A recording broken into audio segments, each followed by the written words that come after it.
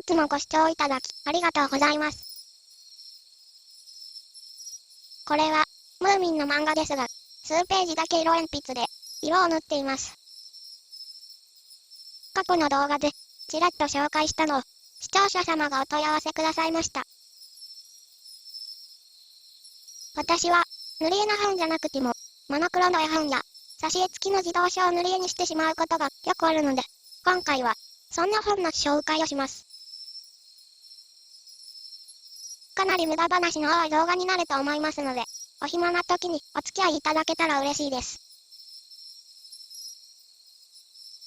ムーミンの挿絵は、モノクロはとても魅力的ですが、思わず色を塗ってみたくなります。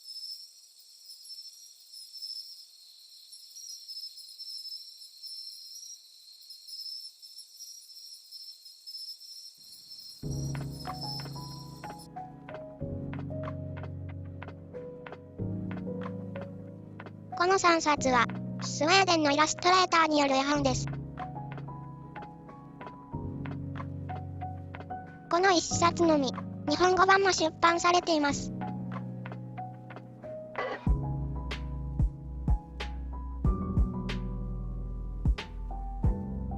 とにかく、動物のイラストが、とっても可愛いです。この本は、動物の親子編。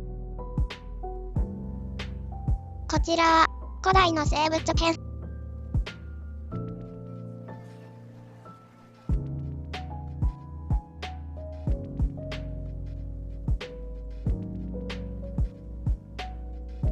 こっちは、みんな知らない、動物の豆知識が学べる絵本です。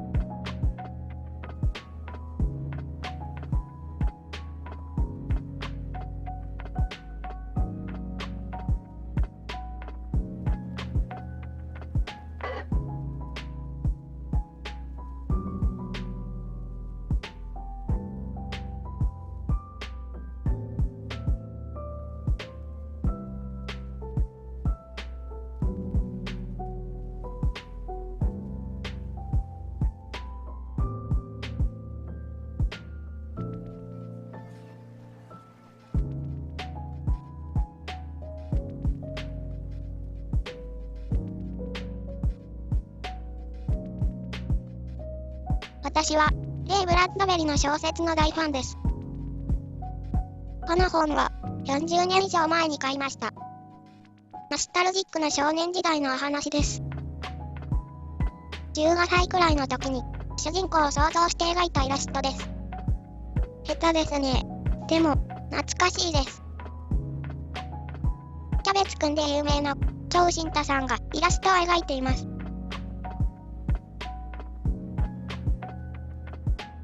残念ながら、この本は、小さな挿絵が少しあるだけです。同じ本の新装版も出ています。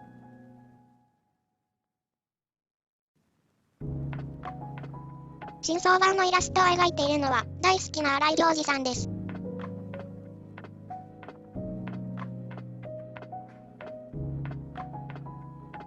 新井良二さんのイラストって、自由で、明るくて、素敵ですよね。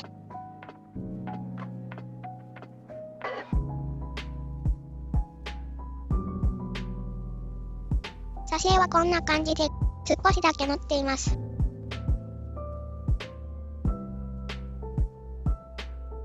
こちらは、友達を救うために、時空を超えた冒険に出る少年たちのお話です。両ムニャイニの素晴らしいイラストが、お話を盛り上げてくれます。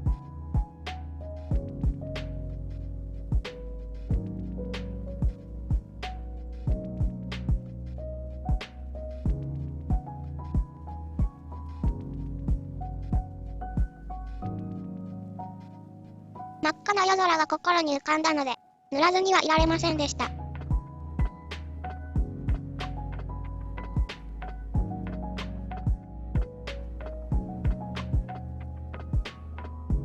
このようなペーパーバッグの本は、経年劣化で、紙の変色が激しいので、塗り絵にはあまり向いていないと思います。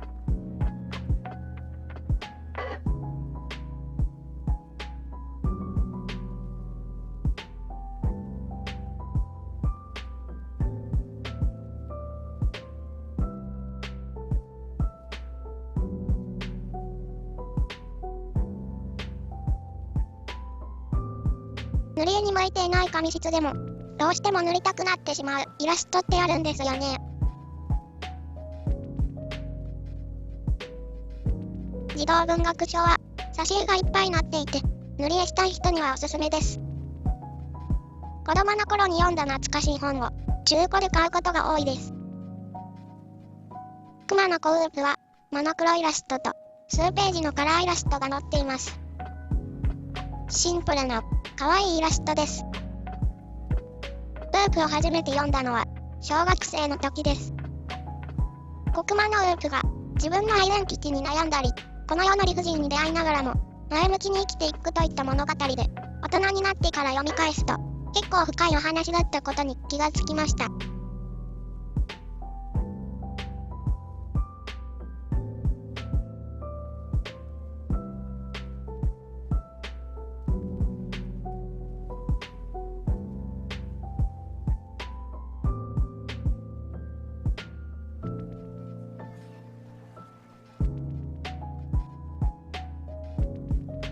色鉛筆の、のりが良い紙質です。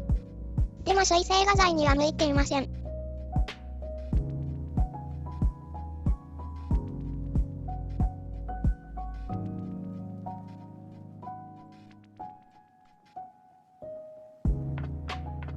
ヘルマーの冒険シリーズの一冊です。ヘルマーとルーの子供が人間によってホラー穴に閉じ込められたルーの家族を救い出すという物語です。挿絵が物語の幻想的な雰囲気にぴったりです。お話を書いているのは娘さんで、挿絵を描いているのは義理のお母さんだそうです。息の合ったコンビですね。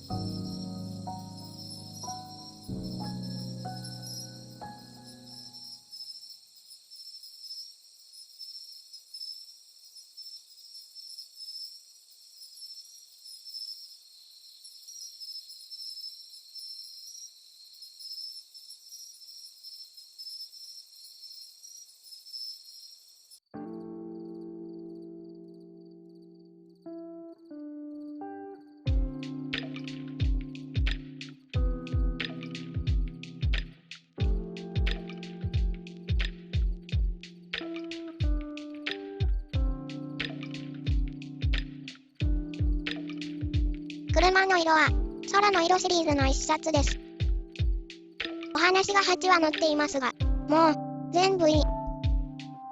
心が、ガサガサしている、私のような大人は、これを読んで、ほっこりしていただきたいです。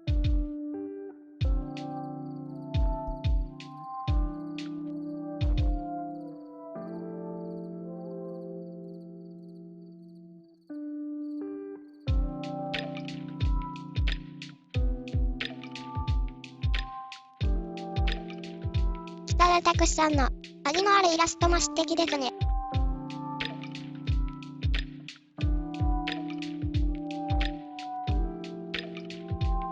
親兄弟からも邪気に扱われて行き場がなかった子猫が大冒険の末に、優しい飼い主と友達を見つけるという物語です。子供向けにしては、結構渋めのイラストだと思います。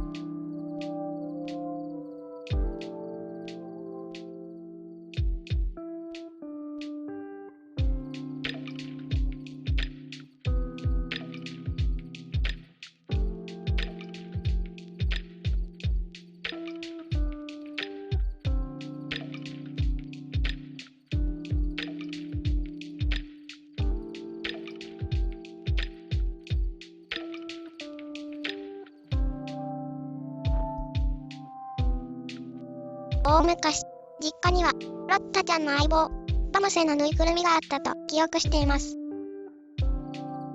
ロッタちゃんは、イラストが可愛くて大好きでした。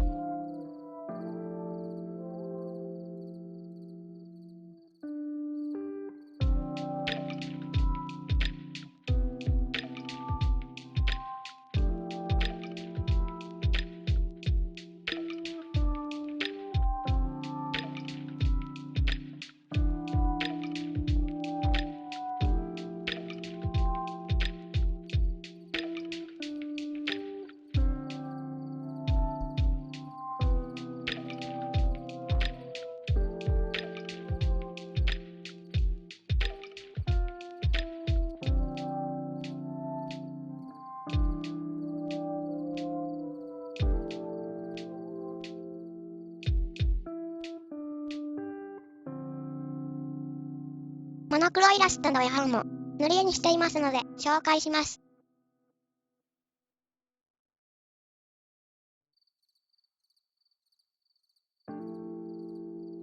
大好きな酒井駒子さんのイラストの絵本です。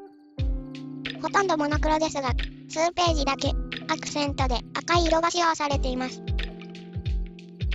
友達を亡くしてしまったクマさんが時間をかけて立ち直っていくというお話。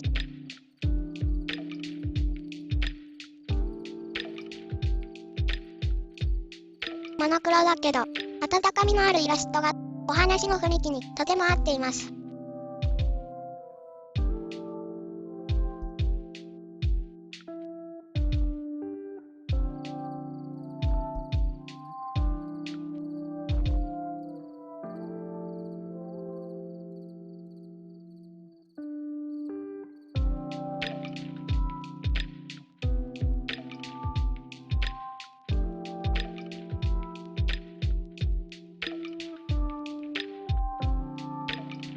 私が生まれる前から出版されている名作中の名作絵本です。モノクロイラストだけど、お話を読んでいるとカラフルな風景が心に浮かんできます。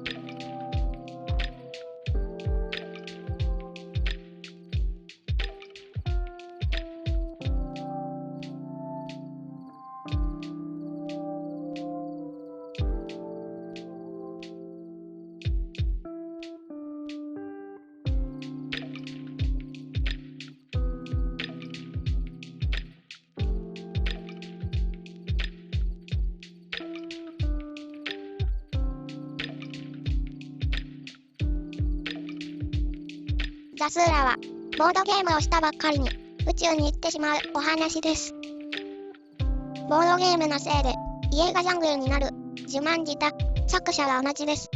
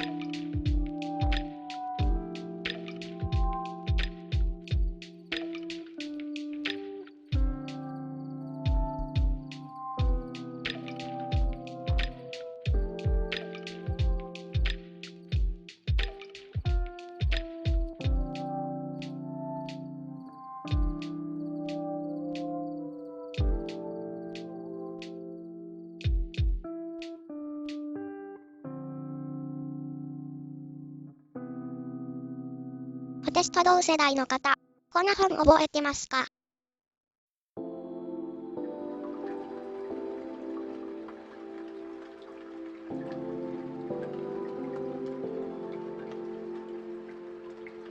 保育園で、お仕置きで、押し入れに閉じ込められるお話。今じゃ、虐待って騒がれるけど、昭和の頃は普通にありましたよね。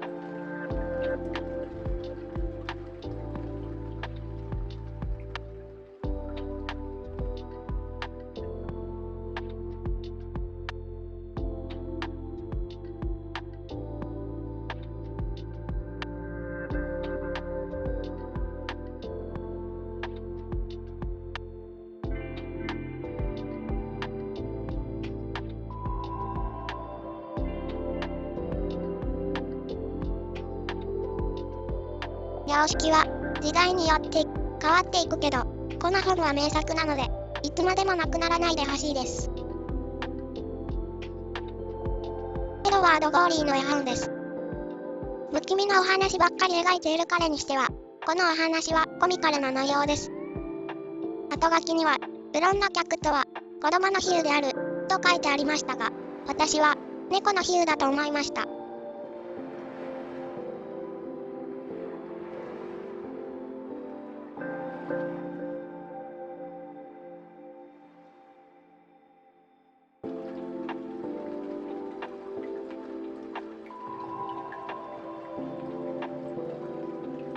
この本は、ミュージカル、キャッツの原作だそうです。この本は、英語の造語や合成語が多くて、私の語学力ではよく理解できなかったので、翻訳本も買いました。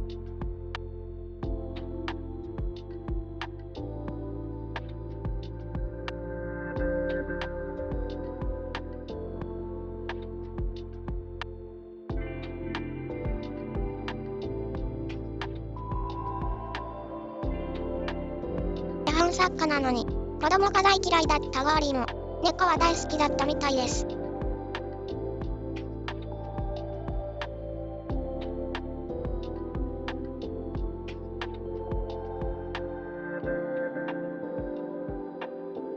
このイラストレーターは、きっと、ゴーリーのファンだと思います。タイトルの、スティッキーモンスターの、スティッキーとは、彼がイラストを描くのに使用している、スティッキーパッドに由来しています。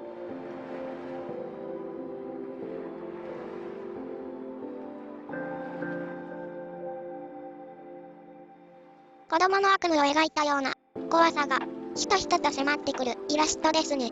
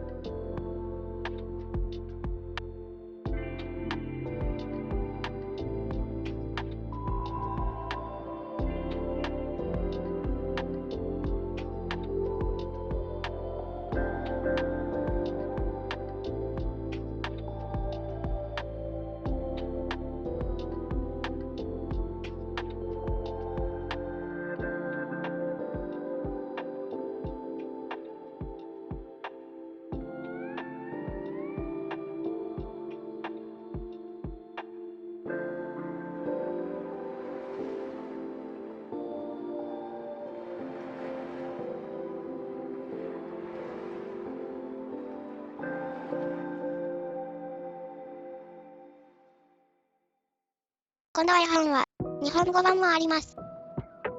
小鳥を追いかけて、家を飛び出していった猫を、男の子が、街中探し回るというお話です。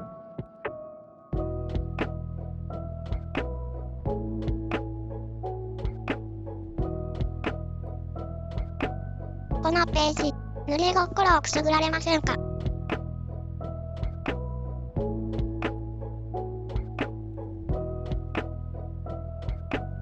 文章は一切ありません。じっくり探すと、どこかに男の子の猫が小さく描かれていますよ。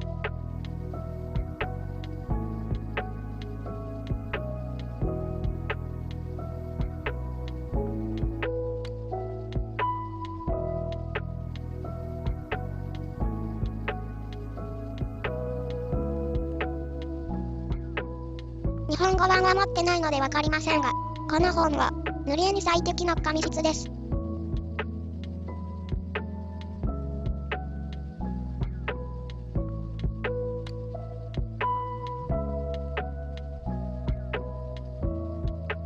最後に、色を塗りたくて買ったものの、絵本が美しすぎて、色塗りを躊躇している本を2冊ご紹介します。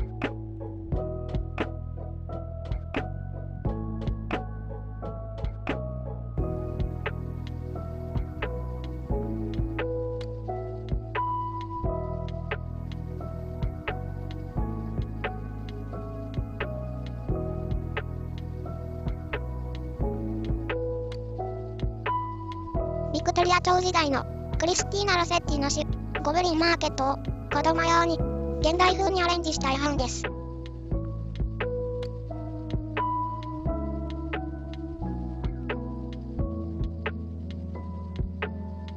可愛くて不気味な雰囲気が魅力的なイラストです。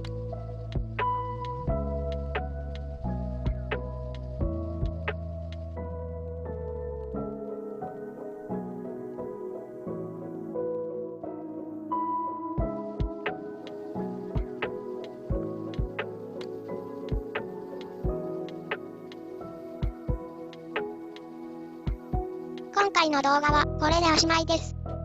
ご視聴ありがとうございました。